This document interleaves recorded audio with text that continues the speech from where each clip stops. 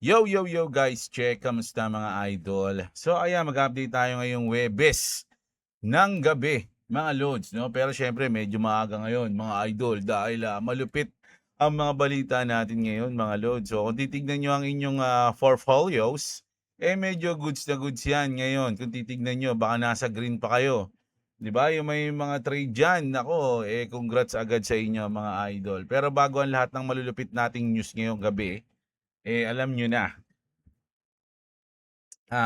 Ano ba yung sabi ko? Like, subscribe, comment, and click the notification bell, mga idol. Libre lang po lahat yan, mga lord. So, ayan. Mag-news na tayo, ha. Pero bago sa crypto, ito kasi trending to, mga idol, ngayong araw, eh. Malupit yung nangyari dito, mga idol. At least 100 people, no? Where? Ayan. When a gold mine collapsed in the Central Africa Republic. So kung titignan nyo dito, mga lods, dali lang. Tanggalin natin yung sounds kasi baka ma-copyright tayo. Nakikita nyo ba? Nakita nyo, no, dito yan, no, mga lods. So ayan, halos 100 dyan ang natabunan ng lupa, mga idol. At iniwan na tayo, no, parang ganon. Kasi bawal magsalita ng, ano yung mga ganon words eh. Pag mga wala pang 5 minutes sa umpisa ng video, baka ma-detect tayo. So ayun nga, mga idol, no? Dito kayo tumingin muna. Ito. Dito okay pa eh, mga lods eh. And then nung nagtakbuhan na, ay saan na ba 'yon? Ayan oh. Dito ang dami oh, ayan oh. Kita niyo 'yon? So, yun sabay pala 'yon. So, almost 100, at least 100 people, mga lodi, no, sa gold mine collapse in a Central Africa Republic. Disaster struck at Samboye near the border with Cameroon. The site is an artisanal mine where diggers work by hand with no engineering support. Grabe. Ano pala to? Mano-mano. Mga sorry. Mano-mano. Wala silang mga malulupit na engineer dyan o engineering support. Rescue efforts are severely limited by the remote location kasi nga syempre malayo to sa sibilisasyon eh. These mines feed gold into global market while the people pulling it out work in condition nobody would accept anywhere else. Devastating news, mga idol. So grabe. Yung mga gold na nakukuha dito, syempre napupunta sa market, mga idol. Pero nakita nyo naman kung paano sila gumalaw dyan. Wala man lang silang kahit anong mga magagandang tawag dito, materyales, no, para medyo tumibay yung ginagawa nila. At ayun na nga naging resulta, mga loads, no? Almost at least 100 ang nasawi, mga lodi, no? So ayan, grabe. Ang init ng news na yan. Ngayon lang yan, mga loads. So punta na tayo sa crypto natin. Ito na nga, mga idol, a record-breaking bloodbath for crypto bears, no? Yung mga naka-short crypto just saw the biggest wipeout of bearish bets in history. Grabe, 2.74 billion in short were liquidated. No, negative 92% of the nearly 3 billion in positions wipe out over 24 hours. Bitcoin shorts alone made up 1.37 billion, largest BTC short liquidation. Ethereum shorts added another 1 billion. No, also setting a new record. For context, the only bigger liquidation event was the October 10 crash. Ayun yun, tandaan nyo yun, yung October 10, yung bumagsak tayo. Ayun yung pinakamatindi rin yun. Pero ngayon, mas malaki na to. Mas malaki na to. But that was longs getting destroyed as the market fell. This is the opposite. So, noong October 10, mga lodi, ang na-liquidate nun is mga nakalong, no? Kasi biglang bumagsak nun, grabe yun, talagang tulpit ka ron, mga idol. Yung pagising mo, kumurap ka lang, ubos na yung pera mo nun eh. Pag nakalong ka, ngayon, baliktad naman. Short naman ang naubos, mga lodi. Bawian lang daw. Bawian lang, mga idol. So, yung mga alam ko ang talo ko nun, nasa $100 ata ang talo ko nun, mga loads, nung October 10. Kasi yun lang naman ang pinakamalaking trade ko lagi eh. o pinakamalaki na 'yon $100. Pero usually nagte-trade ako 80, 50, 60 gano'n 'no, yung aking, margin. Pero yung mga panahon na 'yun naka-100 ako no'n kaya ang sakit din no'n para sa'kin kasi 'di naman ako mayaman, eh, mga lods, eh, 'di ba? Ubos yung nagulat ako pagkagising ko, pum, putok, patay, wala na. Anong nangyari? Biglang nawala ang aking ₱6,000 isang gabi lang. Oh, pero ngayon nakabawi naman tayo mga lods 'no. So kung titignan natin, umabot na ng 71.8, nag-72 na 'to mga idol yung Bitcoin at yung XRP naman ay umabot na ng 1.15. Ang position natin diyan mga idol is 0.9986. Do'n tayo naka-position diyan, 0.9986. So ngayon nasa 1.15 na siya. So ongoing profit natin is $348 or 21,000 pesos. Okay? Sa ating ghost position. Ghost trade 'yan 'no, mga lodi, oh. Sinurvive ng market. Oh, tinamaan na yung liquidation 'no, pero hindi na-trigger. Oh, nabuhay pa at umahon sa putikan. 'No, parang ito yung palabas na babangon ako't, ano ba 'yun? O hindi basta 'yun, babangon ako sa putikan at, nakalimutan ko na direct. Okay? Hindi 'yun. Babangon sa lusak, mga gano'n. Okay. So ito, mga lods, naku hindi lang siyempre crypto yung mga nakaka-recover ngayon. Kung nung nakaraan, bloodbath sa Asia, o ayan, Korea exchanges halted program buying for 5 minutes as the Kospi surged 5%. No? South Korean stocks added 261 trillion won o $185 billion. SK Hynix and Samsung surged 10% and 6%. So grabe, nakakabawi na yung Korea. Ganon din ang Japan. No? Ayun, foreign investors dump 1.25 trillion yen on Japanese bonds last week. 20x the prior week selling. No? The exodus follows the 10-year JGB yield hitting its highest level since 1996 earlier this week. Meanwhile, those same foreign investors bought 621 billion yen on Japanese stocks, flipping from 368 billion yen in selling the week before. No, they are playing Japanese debt and buying Japanese equities in the same week. Kumbaga nilipat nila yung kanilang pera, no?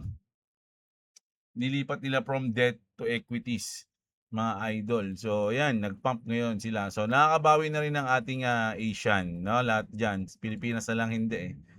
Ito medyo, hindi ko alam kung makaka-apekto to sa mga coins, pero bad news to for me. No, pero hindi naman siya sobrang bad news. Hindi naman nawala yung mga token na to sa Binance, yung pair lang. No, Binance target Litecoin and Sui in the latest post trading pair delisting. No, Binance will stop trading Litecoin to BNB. Ito lang yung mga pair lang na yan, No, Sui to BNB mawawala yan. Pero yung spot o yung Sui mismo na token nandun pa yun sa Binance. Yung pair lang, mga lods, no, yung pares, parang ganoon, no. Tsaka yung ibang pair nandun pa rin. Nyari, Litecoin to USDT, nandun pa rin yan. Sui to USDT, Sui to USDC, ganoon. So, eto lang ang tinanggal ng Binance, no, yung BNB. No, ayan, sa Sui, sa Litecoin, and 5 additional pairs including FUSDC, yung Hive, yung Illuvium. No, pero ito sa USDC na to, hindi na to sa BNB, mga lods, FUSDC mawawala yung pair na yan. Yung Hive USDC mawawala din. Illuvium USDC mawawala rin. NMR USDC and yung Steam USDC will also disappear. No, sa pair lang po, hindi po mismo token yung mawawala sa Binance, yung pair lang. The exchange said the move follows a periodic review of spot trading pairs. Binance evaluates factors including liquidity and trading volume when making these listing decisions. Kumbaga, bihira magamit tong mga pair na to. Parang ganun.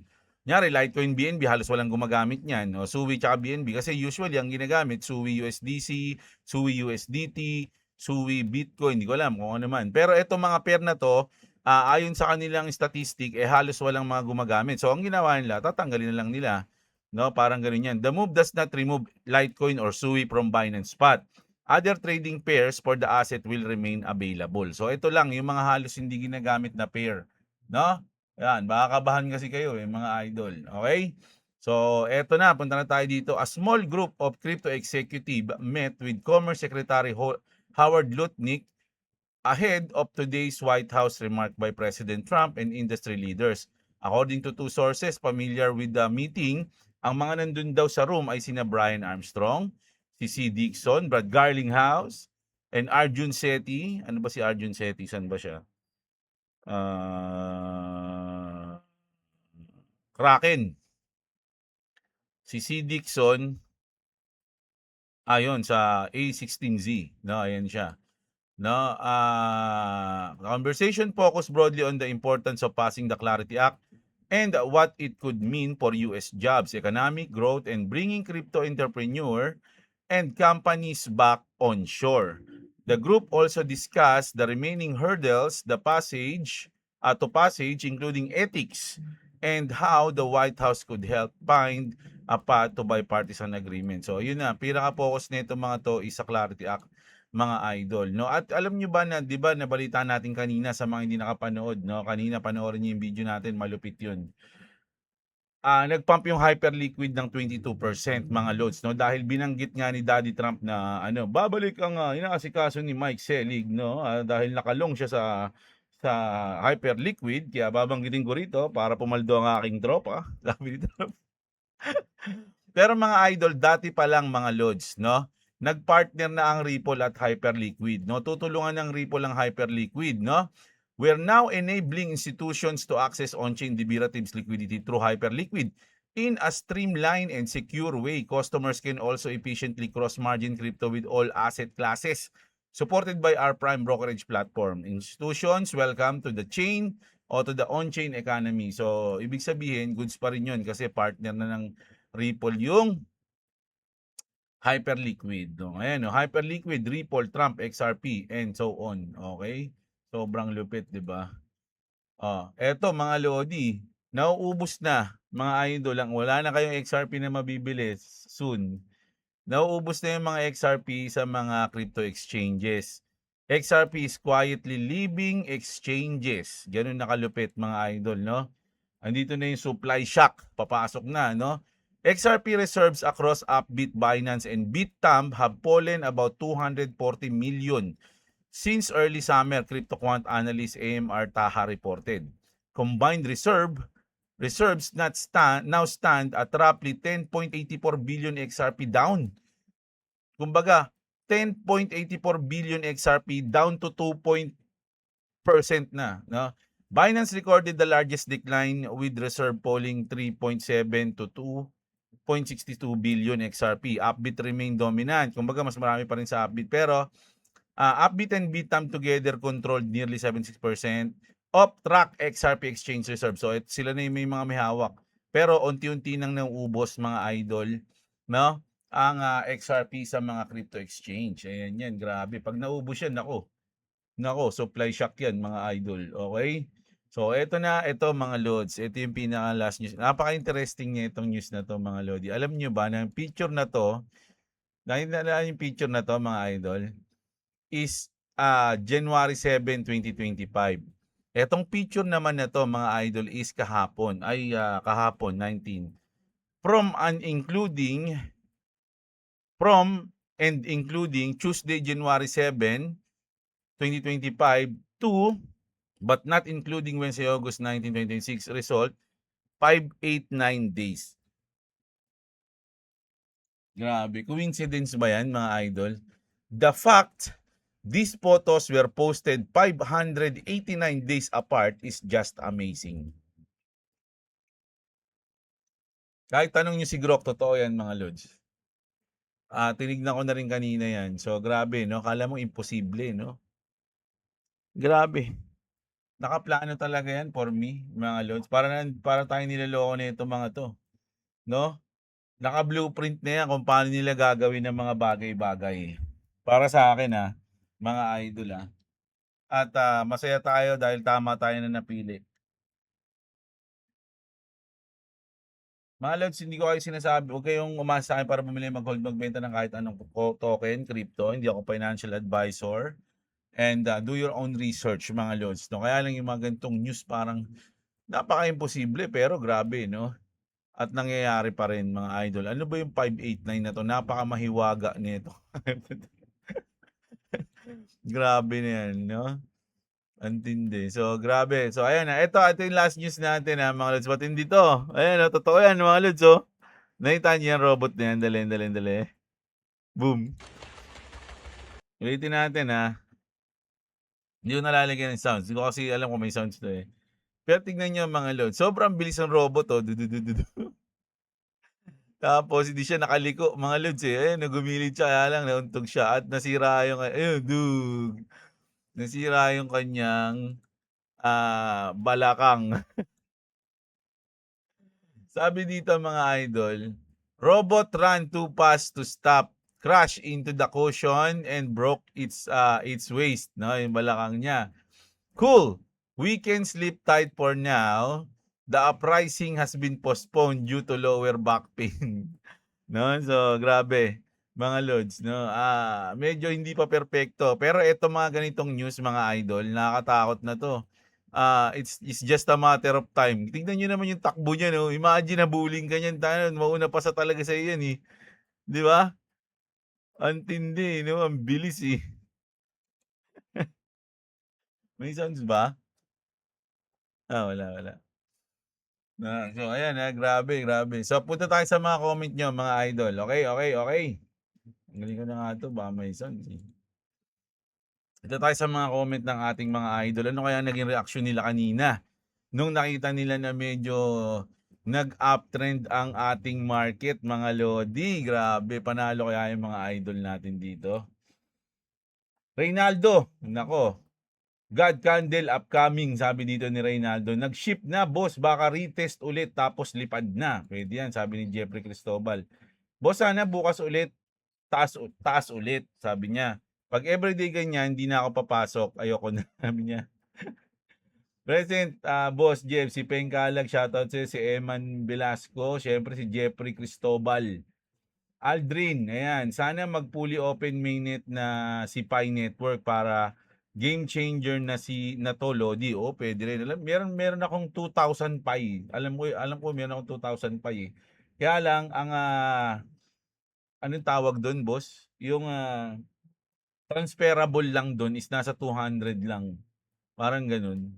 Kasi hindi ko pa natatapos yung pang 9. Ay na, ayaw, hindi ako maano doon, makalampas doon, kaya hinahayaan ko na, eh. Lods, baka bagyan, gaya sa akin, Bitget din. Tinamaan liquidation, tas di na-close, pero nandun pa rin yung position. Pero pag close mo na, wala na pala. Yung tried, iyak ako nun, sabi ni Idol. No, si It's Me Boogie. Mr. Ad, sabi niya, Lord, share ko lang, dami ko tawa. Dito, nanonood ako ng news about sa weather. Sabi, humina na daw yung habagat natin ngayon. Ito, darating na Sabado at Linggo. May paparating daw sa Lunes na bagong bagyong papasok sa PAR. Tapos, mga estudyante walang pasok na naman kasi magpapalakas uli daw ng habagat natin. Tuwang-tuwa na ang mga bata. Siyempre, kung nagpapahinga kayo, nagpapatuyo kayo, nagpapahinga din yung habagat. Pahinga din sila ng weekend. Tapos balik na lang ulit sila sa Monday, Tuesday. At least nakapagpatuyo, mga idol, no? Joseph Berdin, shoutout sa'yo. Si John Robert, ayan, congrats sa lahat ng pumaldo. Tayong mga budigero, lahat waiting lang. Pero at least nakasmile na, sabi ni Idol. Only Popcorn, ayan. Pag yan hindi pa rin napasa ang Clarity Act, ewan ko na lang, sabi ni Idol. Umaasa ako, Only Popcorn yun, si Joseph Bok. Umaasa ako palipad na talaga to kaso may September pa. Sabi ko nga, eh. Pero hindi natin alam, mga lods. Malay nyo naman. Sa history kasi, ang pangit ng September, di ba? Pero, malay nyo. Ba? Mag-iba ngayon. Lods, mabuhay. Nakachupit lang ng konti. Antok na kasi. Sabi mo nga, huwag mag-iwan ng trade. Profit is profit. Baka maging lesson learned pa. O, tama ka dyan, idol. Si Singkon Duling. Jeremiah De Gracia. Grabe paldo ka talaga idol, sayang sa'kin na-liquidate ako sa aking, swing idol bago nag-pump aray mo, sabi ni idol. Philhabis, alam nyo ba ito, sandali lang idol Philhabis, alam nyo ba dito sa part na 'to, dahil naiinis na ako, nakakainip mga lods, 'di ba ito, ilang beses ko nang gustong i-profit 'yan tapos mag-aabang na lang ulit ako. Hindi ko ginawa dito 'yan. Tapos nung bumaba siya dito nagsisi ako, sabi ko sana pinrofit ko 'yun tapos, dito ako nag-position. Kaya lang kasi hindi mo naman malalaman yung future, eh. Pero naisip ko na 'yun, so nagsisi ako. So pinanood ko lang siyang umangat ulit tapos sabi ko, profit na ako sana dito ta's bumaba siya dito ta's di sana mas mababa pa yung position ko. Ta's may profit pa ako ta's nangyari na naman 'yan dito. So ilang beses nangyari. Kaya nung umangat siya dito nung gabi na yon, sabi ko mag-profit kaya ako dito ta's abangan ko na lang ulit siya dito. Buti na lang hindi ko ginawa, kasi kung ginawa ko yun naku hahabulin ko yun at may naiwan na ako, 'no? Talagang, patience is the key. Hindi, pero ano, profit is profit mga idol. Sinasabi ko lang sa inyo yung mga share ng feelings ko sa trading, 'no? So gano'n talaga yung iniisip ko nun, sabi ko, dapat nag-profit na lang ako dito, sinabangan ko na lang dito, ta's umangat ulit dito, ta's nakita ko pababa na naman, sabi ko sana nag-profit ako sa taas, ta's sinabangan ko na lang siya dito sa baba. Eh, sabi ko yaman na nga, ta's yun, umangat na siya sa gulat ako, boom, ayun na. Sabi ko buti na lang hindi ko tinake profit dito, oh. Kung tinake profit ko yan dito wala na, pagsisisihan ko habang buhay yan mga idol, yung trade na yan. Sabi ko nagtiwala ako sa ghost trade ko, eh. Ayun, oh, sa ghost position ko, eh, patay na, nabuhay pa. Dapat talaga nagtiwala ako dun, gaganon ako ng gaganon dun, oh. So, ngayon dahil nagtiwala ako, eh, di okey. Oh, 22, oh, gano'n, 'di ba? Oh, 'yan, balik tayo kay Philhabis. Shoutout Lods, good ang morning up and market nawa, eh, magtuloy-tuloy pa, sabi ni Idol, 'no. Sabi ni Mr. Ads, Lods, present, very nice morning. Last night pa lang, 'yan, Lods, wala pa pirmahan, todo na 'to. Oh, 'di ba? Kumbaga kagabi pa lang 'yan, meeting pa lang umangat na. Paano pa kung napirmahan na, 'no? Naku, maganda-ganda 'yan. Insider wins na naman, anak yata ni Trump 'yan, eh, puwede mga idol. Ghost trade na yung trade ni Idol pero buhay na buhay yung possible profit. Oh, ayan, 'di ba? Nagbabago din yung ano ko, eh. Talaga hindi, okey yung trade na 'yan, pasok 'yan mga lods. Swerte 'yan, pampaswerte 'yan. Parang si Goku lang ba idol, namatay pero nabuhay, 'no? Tumakbo ata sa Snake Road yung trade ko, eh. So pirmahan na lang kulang para maipasa yung Clarity Act idol. Yes, sa September 15 idol. Kasi dun babalik yung, nagbakasyon na mga sa Senate at, ang balik nila ay September 14. So September 15 tinalagay yung date na magbobotohan sila sa Clarity Act at, sinabi na dun mga idol, 'no, na lahat ng mga American citizen o karamihan ng mga American citizen o lahat ng American citizen na may hold na crypto, eh, inaasahan na mapipirmahan yon. So kung sino yung mga hindi pipirma dun, eh, malalaman nila ng mga botante at hindi sila iboboto nung mga may hold ng crypto, Eh, sabi ni Brad Garlinghouse 1:4 yung may hold ng crypto sa US, eh, di madami din yun mga idol. Kung gusto mo makuha yung boto ng 1:4 na yun, 'di ba, eh, di pumirma ka o bumoto ka sa Clarity Act. Ninja mode si Brad, nakatago at hindi nagpapakita sa camera. Masaya naman yung mga pie cult niyan sa news na yan. Pwede na nila gamitin yung PayPal sa pie nila. Yes po, no? Meow, si iba parang idol, parang si Sakuragi yan si Brad. Siya kasi ang secret weapon kaya nakatabi lang habang pinapaikot yung bola. Edwin mga ba, shoutout sa'yo. Si CryptoCus, ayan, sakto pag short ko, biglang liquidate agad board, slap trip. Lap trip talaga yan, tapos masakit sa likod. Alam niyo yung maskara na nakatawa tapos umiiyak yung likod? Gano'n yun mangyayari sa'yo idol, 'no? Pero gano'n talaga, eh. Nangyayari talaga yan mga lods, 'no? Ganyan din ako mga idol, eh. Kaysa naman stressin mo yung sarili mo, 'di ba? Okey na yun, tawanan mo na lang at i-charge mo siya bilang experience, 'di ba? At least may natutunan ka pa. o kung ano man yung dapat mong sabihin sa sarili mo para di ka malungkot. King Shang shoutout sa'yo, Arnel. Good morning boss, sabi ni Idol, no? Parang si ano yun, si Malupit. Good morning, good morning. Ayan, ginagaya niya. Sino ba yung ginagaya nun? Nakalimutan ko yung pangalan ng ginagaya. Good morning mga idol. Mga ganun siya. Pumaldo ng konti, nagtipi na kaagad ako. Tama yung prophecy ko, 1.12. Ayan ang sabi ni Idol, no? O, nasaan tayo? 1.16 na, Idol, no? Ayan. Pero syempre, profit is profit. Goods na goods na yan. No, abang-abang na lang ulit. Sorry. Sherman, matabang. Ayan, lilipad na ba, boss? Medyo lumipad na ng konti. Hindi naman lumipad, tumalon lang ng konti, mga lodi. Iniwan ako ni XRP, antay ng pullback, sabi ni Idol. Nako, pwede. Sana mag-pullback, Idol. Kaletsuga, si Brad yung nautusan mag-take ng profit kaya hindi makita. Si Kevin Alipio, paldo talaga. Ngiting tagumpay si Mike Selig. Oo nga no? Kulit ng ngiti niya kanina eh. Habang binabanggit ni Trump yung hyperliquid, nakikita mo na yung ngiti niya, uy, panalo, paldo. Paldo na naman ako nito, sabi ni Mike Selig. Oh. Buti na lang nakalong ako. O ayan, si XYZ Gaming, shoutout sa'yo. Stephen Andre, shoutout. Si Ramil Cornelio, shoutout sa'yo, Idol. Si Books, si Santos Jandel, nako, medyo nahuli ka, Idol ha. Huli ka ngayon, nako, pero Idol pa rin natin yan. Master Pete, shoutout sa'yo. Pagising ko kasi, pagising ko na, nice, short squeeze, sabi ni Idol.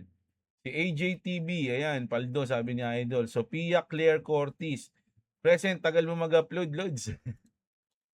Na-excite ka na.